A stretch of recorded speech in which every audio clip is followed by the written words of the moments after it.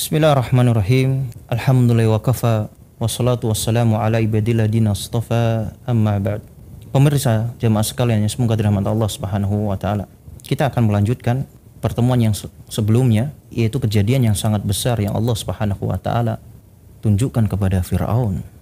Namun Firaun tidak juga mau beriman kepada Allah Subhanahu wa taala. Masih membangkang kepada Allah Subhanahu wa taala.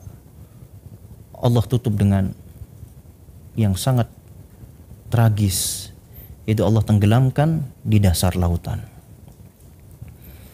Kita kembali ke pembahasan kita, yaitu berbicara tentang sejarah umat Islam ini puasa.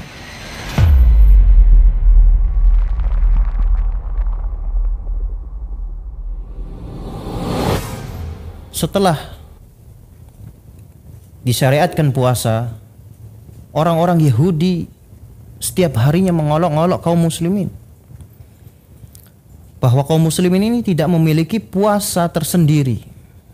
Tentunya sebelumnya sudah diolok-olok juga ketika para sahabat itu sholatnya menghadap Baitul Maqdis, itu juga dihina, diolok-olok.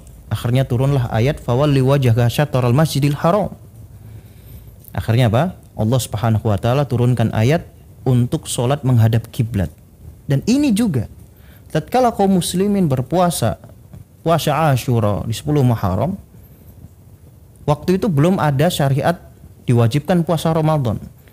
Dihina juga, diolok-olok juga oleh orang-orang Yahudi. Orang Yahudi menghina, sama juga kaum muslimin, umatnya Rasulullah SAW, pengikutnya Muhammad tidak memiliki puasa. Dia masih mengikuti puasa Bani Israel, kata. Akhirnya diturunkanlah ayat oleh Allah Subhanahu wa taala, ya ayyuhalladzina amanu kutiba alaikumusiyam kama kutiba alal ladzina min qablikum la'allakum tattaqun.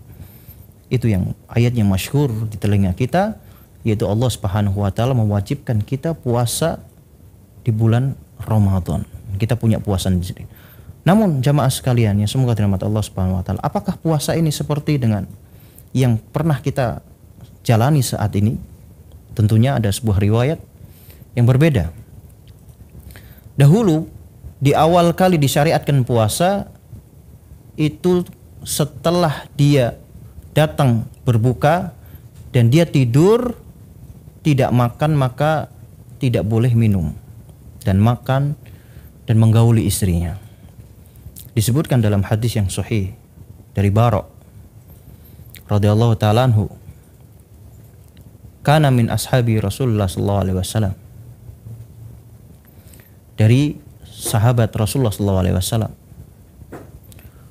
Fahadarul iftar fanama qabla an yuftir lam ya'kul laylah wala yaumah wala hatta yumsi. Tatkala ada seorang sahabat yang dia puasa kemudian iftar, dia tidur sebelum berbuka, maka tidak boleh makan dan minum lagi sampai maghrib yang akan datang hari esoknya. Hadis ini ada seorang sahabat yang pernah kejadian, yaitu Qais bin Sirmah. Qais bin Sirmah ini suatu ketika dia berpuasa, kemudian datang waktu maghrib, dia ingin berbuka, bertanya kepada istrinya, a'indaki ta'am, apakah ada makanan? Jawab istrinya, la, lakin antaliku fa'adlubulak, kan tapi akan aku carikan. Wa kana yaumahu ya'mal faghalabat ainah. Tatkala istrinya mencarikan makanan, Qais bin Sirmah ini adalah pekerja keras. Di pagi harinya dia bekerja, siangnya dia bekerja, maka capek. Faghalabat ainah. Kemudian dia saking capeknya tertidur. Tatkala istrinya datang membawa makanan, dia dapatkan kondisi suaminya sedang tidur. Dia mengatakan, qalat khaybatan lak, sungguh rugi bagimu. Kenapa rugi?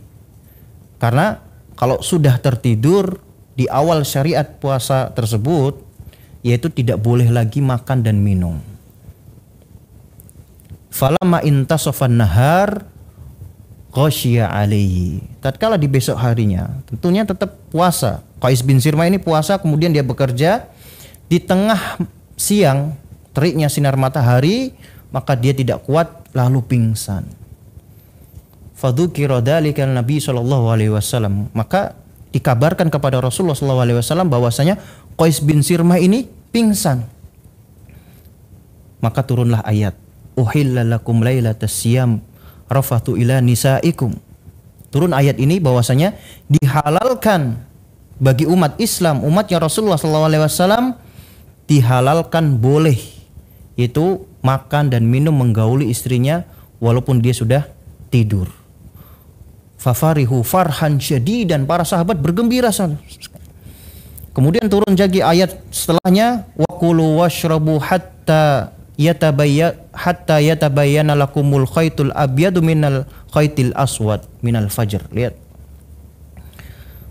Waqulu washrabu, kata Allah Subhanahu wa taala, makan dan minumlah kalian walaupun kalian sudah tertidur.